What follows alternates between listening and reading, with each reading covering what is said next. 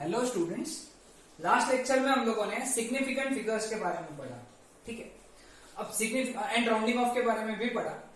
अब हम लोग उसी को अप्लाई करेंगे और जब दो नंबर्स का सम लेंगे या फिर सब्ट्रैक्शन करेंगे, एडिशन, सब्ट्रैक्शन, मल्टीप्लीकेशन मतलब प्रोडक्ट या फिर डिविजन, जब ये मैथमेटिकल ऑपरेशंस परफॉर्म करेंगे तो कैसे उनको परफॉर्म करना चाहिए, फाइनल रिजल्ट में कितने डेसिमल प्लेसेस होना चाहिए, इसके कुछ रूल्स है, इसके कुछ रूल्स दिए हुए हैं, वो हमको फॉलो करने पड़ते हैं। Okay, so start with first thing without wasting time, significant figures in sum and difference of two numbers. Okay, क्या बोला है यहाँ पे, इन एडिशन और सब्ट्रैक्शन, सिर्फ एडिशन और सब्ट्रैक्शन के लिए the final result should be reported to the same number of decimal places as that of the original number with minimum number of decimal places. Okay, इसका हिंदी में मतलब समझाता हूं कि दो नंबर्स को जब तुम ऐड करो या सब्ट्रैक्ट करो तो फाइनल आंसर को उतने ही डेसिमल प्लेसेस में कन्वर्ट करो जितने जो कम से कम नंबर ऑफ डेसिमल प्लेसेस रहेंगे जो नंबर्स को तुमने ऐड किया उसमें। ओके, एग्जांपल लेंगे और सॉल्व करके देखेंगे। सपोज हम लोगों को 2.31 को ऐड करना है 1.235 से। ठीक है, ये दो नंबर्स को ऐड करना है। अब ये दो नंबर्स में इसमें दो डेसिमल प्लेसेस हैं, इसमें तीन डेसिमल प्लेसेस हैं, तो minimum number of decimal places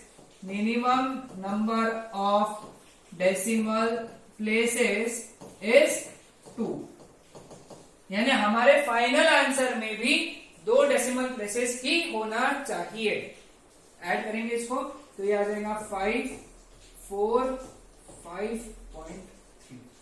अब हम लोग देख रहे हैं कि हम लोग हमारे फाइनल आंसर में तीन डेसिमल प्लेसेस हैं, तो इसको दो डेसिमल प्लेसेस में कन्वर्ट करना है। अब कैसे करेंगे, we will use the concept of rounding off. Okay, अब ये राउंडिंग ऑफ में हमको क्या करना है, सिर्फ दो ही डेसिमल प्लेस रखना है। लास्ट वाला देखो, नंबर देखो, वो क्या है 5 का रूल क्या है कि उसके आगे अगर कोई नंबर नहीं है, रूल नंबर 4 जो मैंने पढ़ाया था पिछले लेक्चर में, रूल नंबर 4 पढ़ाया था, इसके आगे अगर कोई नंबर नहीं है तो उसके पहले वाला नंबर देखो, अगर वो इवन है तो उसको वो के वही रखो, अगर ऑड है तो उसको 1 से बढ़ा दो।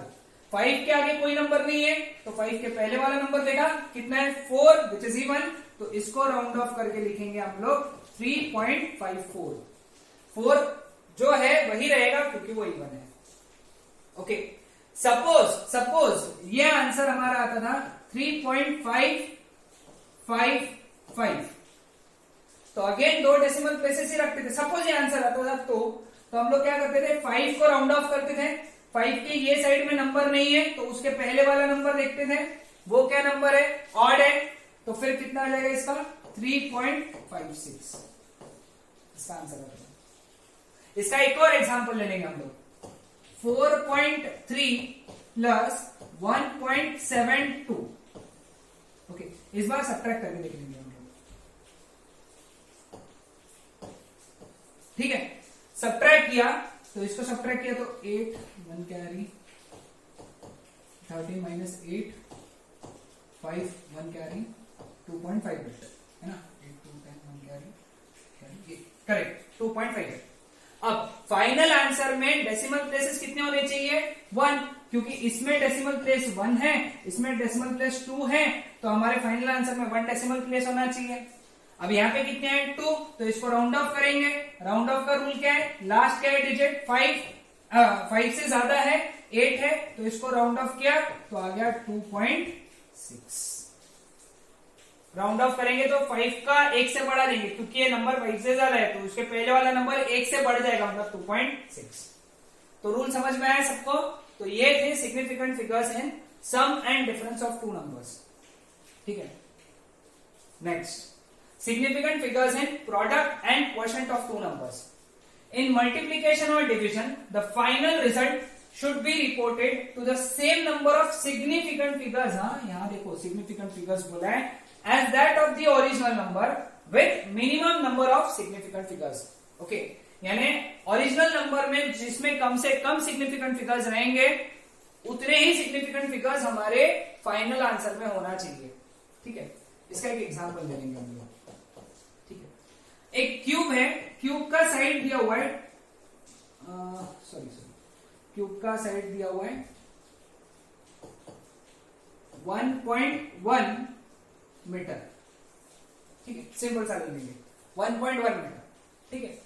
तो वॉल्यूम आंसर निकालना है, क्यूब का वॉल्यूम क्या रहेगा, क्यूब का साइड 1.1 मीटर, क्यूब का वॉल्यूम निकालना है।